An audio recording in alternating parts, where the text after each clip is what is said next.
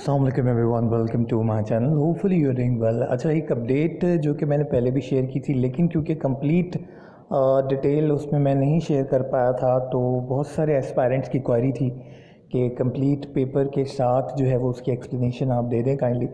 तो let me explain each and every step कि जी क्या इसमें जो है वो तमाम तर चीज़ें हैं, किस तरह से मेरिट बनने वाला है। 20,000 से ज़्यादा जॉब्स हैं। ऑब्वियसली 3 लाख से ज़्यादा बच्चों ने अप्लाई किया था ग्रेजुएशन कैटेगरी में, उसमें से 75,000 के करीब एस्पायरेंट्स पास हुए हैं, जिसमें से 20,000 के करीब लोगों को जॉब मिलेगी। अब ये जॉब मिलने का क्राइटेरिया क्या होगा, कौन लोग एलिजिबल हैं, सारी चीज़ें यहाँ पे मैं वन बाय वन करके डिस्कस करूँगा।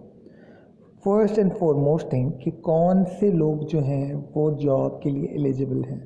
तो मैं क्लियरली बोल रहा हूँ, जिस भी एस्पायरेंट ने सक्खर IBA टेस्ट में ग्रेजुएशन कैटेगरी में स्कोर किया है 40 या 40 अबव, 40 या 40 अबव वाला जो है वो पास कंसिडर होगा और वो एलिजिबल होगा जॉब के लिए, ठीक है, अप्लाई करने के लिए। अब किसी इंसान ने 40 मार्क्स ले लिए तो उसका क्या मेरिट में नंबर 40 नंबर के हिसाब से होगा? बिल्कुल नहीं।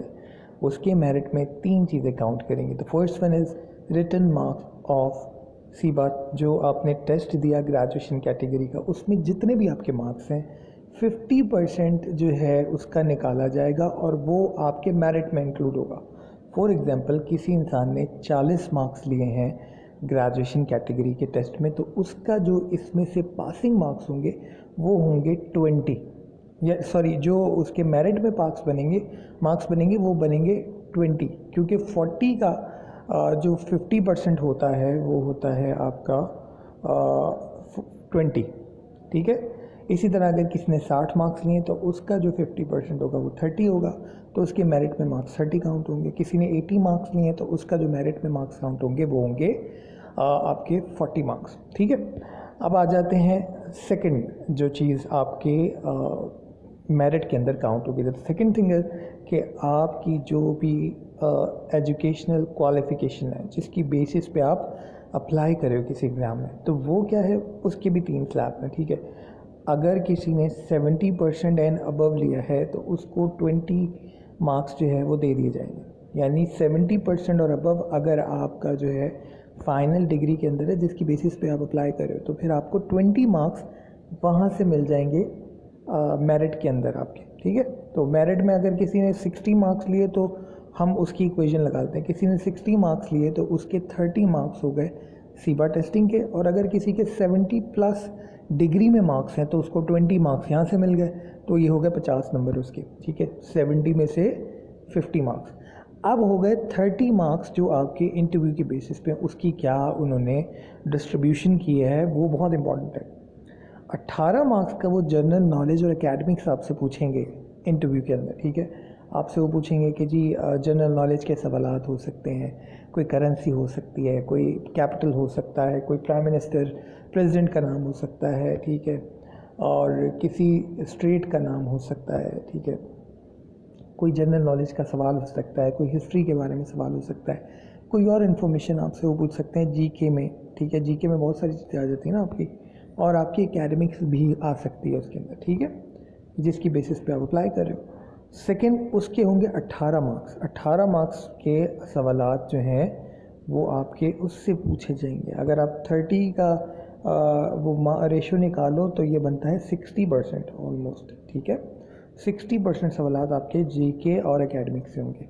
फिर 6 मार्क्स के आपके सवाल होंगे सब्जेक्ट, फील्ड, डोमेन स्पेसिफिक, जिस डोमेन में आपने अप्लाई किया हुआ है। फॉर एग्जांपल, किसने लिटरेसी डिपार्टमेंट में अप्लाई किया हुआ है, ठीक है, या किसने टीचिंग के लिए अप्लाई किया हुआ है, तो उसकी उस सब्जेक्ट या डोमेन और फील्ड जो है उससे स्पेसिफिकली 6 मार्क्स के सवाल आते होंगे। देन आखिर में आएंगे 6 मार्क्स पर्सनालिटी ट्रेट्स और कम्युनिकेशन स्किल्स के। आप कैसे बात करते हो, आपकी ड्रेसिंग कैसी है, आपका वे ऑफ कम्युनिकेशन क्या है, कितनी आप में इंट्रापर्सनल स्किल्स हैं, इंटरपर्सनल स्किल्स हैं, कितनी आप में प्रेजेंटेशन स्किल्स हैं, और कंपैटिबिलिटी कितनी है, अडेप्टेबिलिटी कितनी है। बहुत सारी आपकी स्किल्स जो हैं वो कम्युनिकेशन स्किल्स में आ जाती हैं। आपकी बॉडी लैंग्वेज कैसी है, आपके पास अल्फाज का चुनाव कैसा है, आपका टेम्परामेंट लेवल कैसा है, तो ये बहुत सारी चीज़ें आपकी पर्सनालिटी ट्रेड्स और कम्युनिकेशन स्किल्स में आती हैं। देन मिल के इसमें से 6 मार्क्स के आपके इस चीज़ के यानी 20% आपका इससे आपके जो है वो आपको मार्क्स दिए जाएंगे।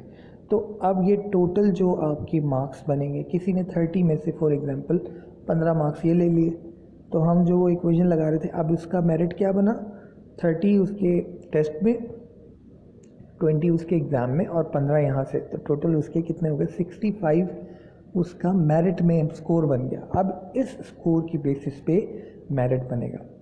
तो अगर आपने टेस्ट में स्कोर नहीं किया या नहीं कर पाए किसी वजह से, तो आपके पास चांस है नीचे 30 मार्क्स आपके इंटरव्यू के हैं जिसमें आपने जीके की बहुत अच्छी तैयारी करनी है, ठीक है। इसके अलावा ये सारी चीज़ें जो नीचे डिस्कस की गई हैं, इसमें आप फर्दर अपने आप को इम्प्रूव करके आप बहुत सारे मार्क्स अपने बढ़ा सकते हो। तो आपने हिम्मत नहीं हारनी। जो भी आपका स्कोर है मैं जो है वो आप लोग को यही सजेस्ट करूँगा कि इंटरव्यू की तैयारी ज़्यादा से ज़्यादा करें। अब उसके लिए क्या है, जीके के लिए आप जीके कहाँ से तैयार करेंगे? जीके तैयार करने के लिए डिफरेंट सोर्सेज हैं आपके पास। द फर्स्ट वन इज़ जो कि कॉम्प्रिहेंसिव जनरल नॉलेज की बुक है, कारवान की बेहतरीन किताब है, हर चीज़ कंपाइल हुई भी है उसमें। अगर आप वहाँ से पढ़ते हैं तो आपको ज़्यादा मेहनत नहीं करनी पड़ेगी, क्योंकि रैंडम डाटा नहीं है उसमें डाटा अरेंज्ड है, ठीक है, अरेंज्ड डाटा है, तो वहाँ से आपको अच्छी तैयारी करने को मिल सकती है। उसके बाद पाक MCQs ऑब्वियसली, इसके अलावा बहुत सारी और MCQs की साइट्स हैं, लेकिन मैं उनको इसलिए ज़्यादा रिकमेंड नहीं करता क्योंकि वहाँ पे रैंडम क्वेश्चंस होते हैं, ठीक है। लेकिन जब आप इंटरव्यू की तैयारी करें तो कोशिश करें कि उसको कंपाइल करके चलें। मतलब अगर आप ज्योग्राफी कर रहे हैं तो ज्योग्राफी में मैप को देख के चलें। जैसे मैंने एक एग्जांपल शेयर भी की थी कि आप जो है वो पाकिस्तान का मैप उठाएं, उसमें माउंटेन्स की जो है पूरी डायमेंशन हर चीज़ की क्लियर है, तो आप उसके हिसाब से जो है वो शॉर्टकट्स बनाएं अपने और जो है वो चीज़ों को लेके चलें, तो वो आपके लिए आसान होगा, ठीक है।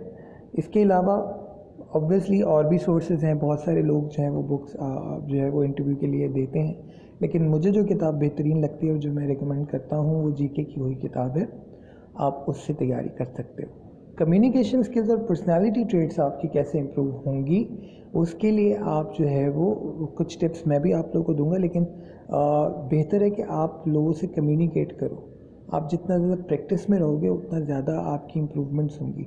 बाज़ औक़ात हमें चीज़ें पता होती हैं लेकिन हम बता नहीं पाते क्योंकि हमारी जो कम्युनिकेशन स्किल्स होती हैं वो उस लेवल की नहीं होती। तो आप वोकैबलरी, अच्छे अल्फाज का चुनाव लेकर आएँ। आप ऑडिटोरियल जो एडिटोरियल हैं होते हैं डॉन में, उनको पढ़ें, वो देखें वो किस तरह से जो है वो ओपिनियंस देते हैं। ओपिनियन देना आना चाहिए, बहुत ज़्यादा ज़रूरी होता है, ताकि आप जो है वो अपनी कम्युनिकेशन स्किल्स से बेहतर तरीके से जवाब दे सकें। अगर कोई ख़ामी हो भी जाए तो उसको आप अच्छे से कवर कर लें।